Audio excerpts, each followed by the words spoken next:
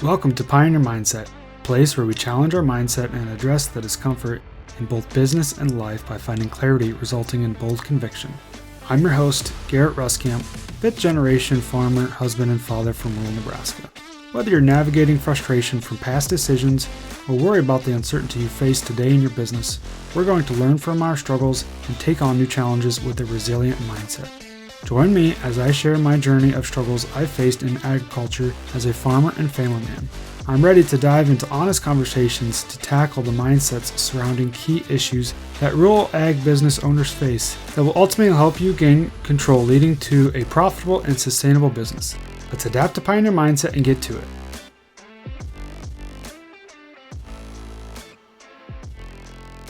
Welcome back, everyone. For this week's episode, I want to talk about this concept of harvest comparison and essentially comparing ourselves to others. So as I record this, it's the end of September, and around here, harvest is ramping up and we're getting pretty busy. And usually what that means is for us, so like this last Sunday, we were actually just driving around through the countryside, taking a long way home, trying to get the boys a nap, and lots of people out combining or at least equipment sitting out the fields. So this is generally the time of year in harvest, or if it's any sort of other busy season, where all the equipment comes out of the shed. You got the tractor, the grain cart, the combines, the trucks, all the equipment comes out of the shed, and you can generally see everything that most people have.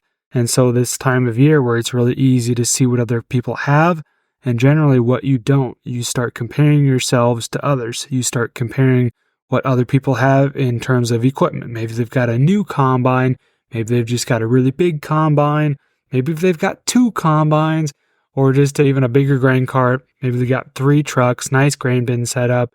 They farm this piece, and that other piece that county over, and it seems like they cover more acres, and they're just bigger than you are, and you're just sitting here comparing yourself to others. Now, I'm talking about farming, row cropping, but this could be the same for any other business. In ranching, maybe it's the same for any sort of other business that you have. And generally, it's easy for us to compare ourselves to others, other businesses during a busy time of the year. And that's why I wanted to talk about this now is, like I said, especially in the farming community, we are definitely ramping up. And so it's easy to compare ourselves to others. It's easier to look over the fence and say the grass is definitely greener over there. So that's one thing that I think is pretty easy for us to do, like I said, especially at this time of year. So I want to talk about this and work through this because obviously comparing ourselves to others is not going to serve us in the long run. So the one thing that I think about here is a phrase that a friend of mine mentioned a while back, and it's called watch your own bobber. And essentially what that means is don't get distracted.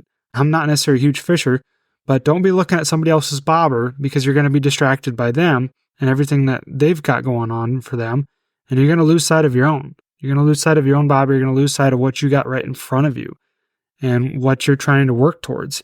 Maybe while you're watching their bobber, yours is actually going down. You're getting some nibbles. You're getting some bites, and you're going to lose track of that. You're going to not be able to focus on the bigger picture or essentially the vision for the future moving forward.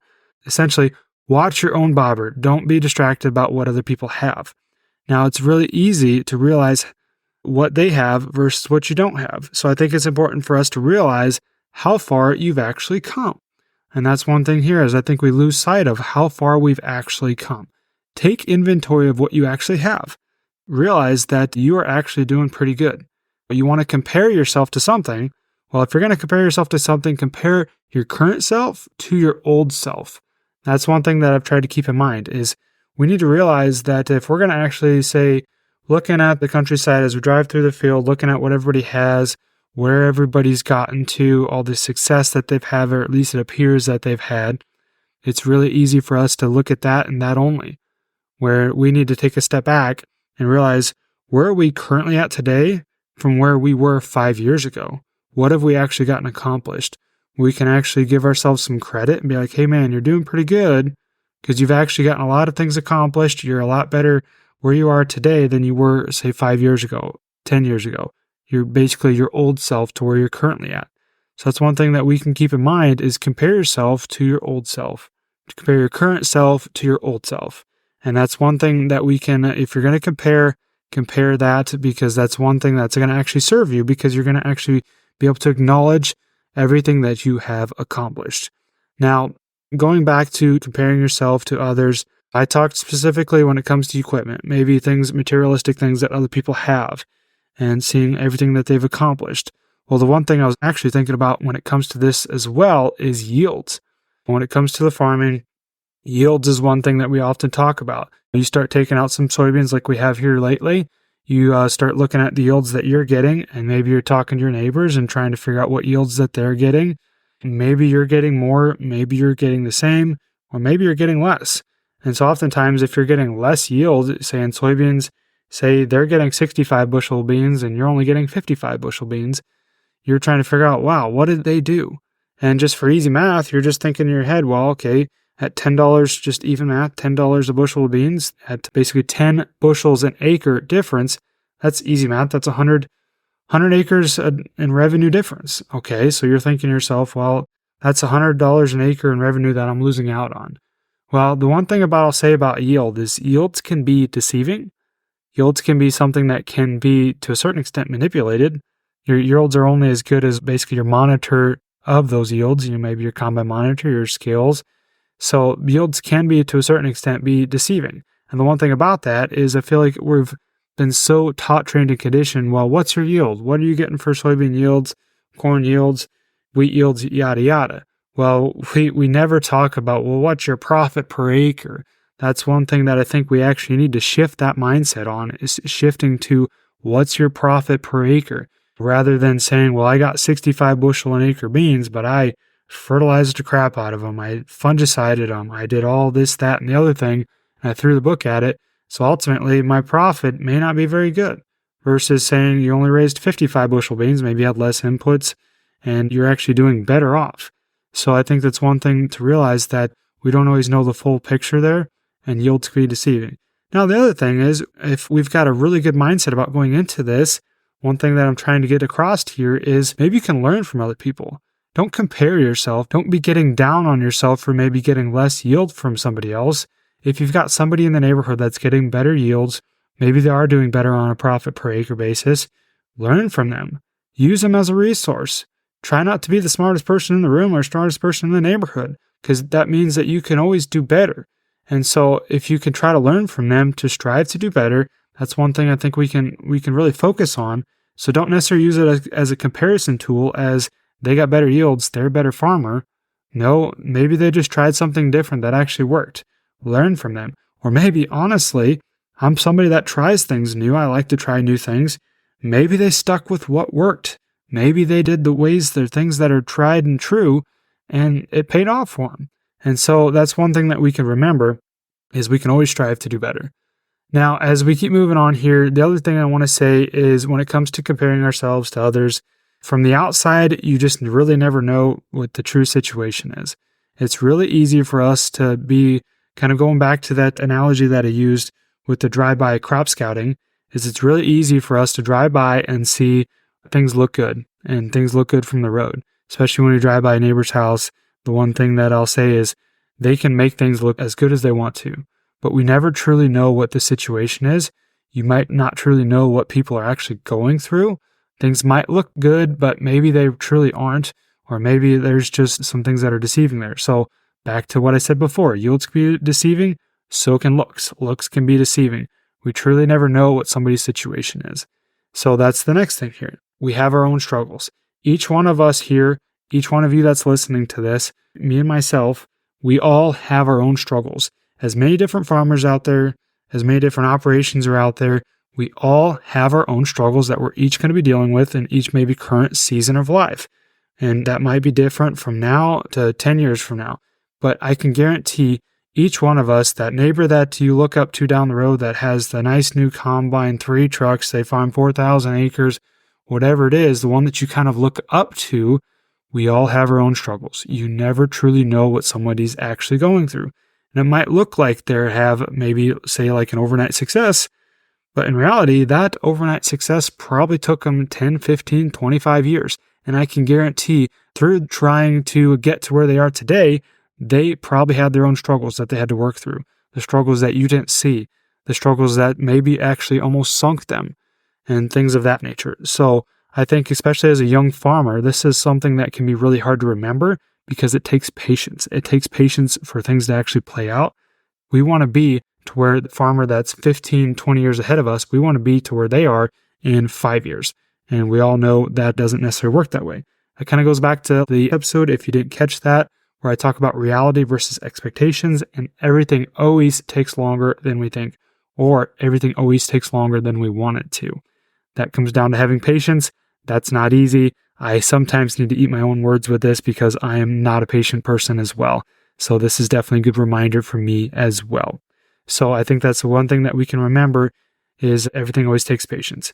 Now, also with this, like I said before, is we always sometimes have that person that we're kind of looking up to, or different people in the community that we want to be like them. We want to have the operation like them. We want to have their equipment. We want to farm the number of acres that they do.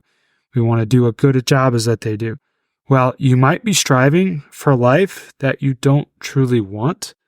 Now, I say that because, like I said before, you don't know the struggles that they've had to go to get to where they are. Maybe they've had to sacrifice some family time. Maybe they've had to work their ass off and they don't have a very good relationship with their kids. So there's some things that we can remember here that we're not always seeing from the outside looking in. And that's one thing that we need to try to keep in mind is you might be striving for a life that you don't truly want. And so that kind of takes me into my next segment here is we need to remember to be humble. When watching others, we tend to take for granted what we have right in front of us. And so that's one thing that I think we tend to forget about is if you're constantly focused on, it kind of goes back to the bobber analogy, if you're constantly focusing on looking at what other people have, you are going to lose sight of what you have in front of us, and we're going to take for granted what we have in front of us. And this all kind of is intertwined. And I've tried to present this in a way that makes sense. But this is all intertwined because, like I said, going back to comparing yourselves to others, you're going to lose sight of what you have. You're going to take for granted what you have. And you're not going to realize maybe how far you've actually come. You're not going to give yourself enough credit for the things that you actually have accomplished. So that being said, I think these are all things that we need to keep in mind. And another thing here is I think, honestly, at the end of the day, if we can just lay our heads down on our pillows at night, we can realize that we have done our best. We have done our best. That's really all that matters. And I think that's the one thing that I've tried to instill on myself within our business and our personal life is kind of more or less a core value that I've tried to focus on, core value that we've established is do what you can with what you have. And that kind of goes hand in hand with do your best. Do what you can with what you have. And I think that's one thing that we kind of lose track of is we try to do what we can with what somebody else has, or do what we can with what we don't have. And so there's things that we can remember there to kind of keep in mind, bring us back down to earth, bring us back down to focusing on the bobber that's in front of us, bring us back down to focusing on our operation, not looking over the fence to that grass that's greener on the other side, focus on what's right in front of us. So I think as we start to kind of maybe round this out a little bit, some kind of lessons to learn, things to keep in mind rather, is like I mentioned before, watch your own bobber. Don't get distracted about what somebody else has going on in their operation. Look right in front of you. Keep your eyes focused on that vision that you've established so you can watch your own bobber and not get distracted. Now, I think when it comes to comparing yourself, compare your current self to your old self. Do not compare yourselves to others. That will not serve you. That will not do you any good. But what can do you some good is, like I mentioned, compare your current self to your old self so you can acknowledge the accomplishments that you've actually done, the accomplishments that you've actually been able to go after, seize your goals, actually basically get things accomplished. And so I think that's one thing that we tend to forget about. Now, the other one here that I mentioned is everyone has their own struggles. So remember that as you're driving through the countryside, as you see that operation, you might think that you really look up to them, that they've got it free and easy, that it must be nice. I wish I could be in their shoes. But everyone has their own struggles. So don't strive for somebody else's life that you may not necessarily want. And like I mentioned before, do your best. That's all we can do. Honestly, that's all we can do. Do your best and let God take care of the rest. Now, it might sound like a cliche, but honestly, what else are you going to do? What's the alternative? I like that phrase. What's the alternative? Focus on yourself. Focus on where you can go in the future. Focus on the things that you can actually control. And do your best. Try not to compare yourselves to others, especially when we get into the busy season. That's why I wanted to bring this up, because this is a good time of year, because this is the time of year that we're constantly doing that. We're constantly comparing ourselves to others. So I hope you found value in this. I hope this resonates with you. I hope this is something that makes sense to you, or you have definitely thought about or have definitely struggled with. Because the reason that I bring this up is because I've struggled with this as well. This is something that comes to mind for me, especially when we get into this time of year. So I hope you found value in this, and we will catch you next time. Thanks for tagging along with me today as we sharpened our mindsets. If you've gained insight from today's episode, be sure to take a screenshot to share or send this episode to somebody who might also find value in it. For more, follow me on Instagram @GarrettRuskamp or on Facebook, and join me next time for more conviction through clarity.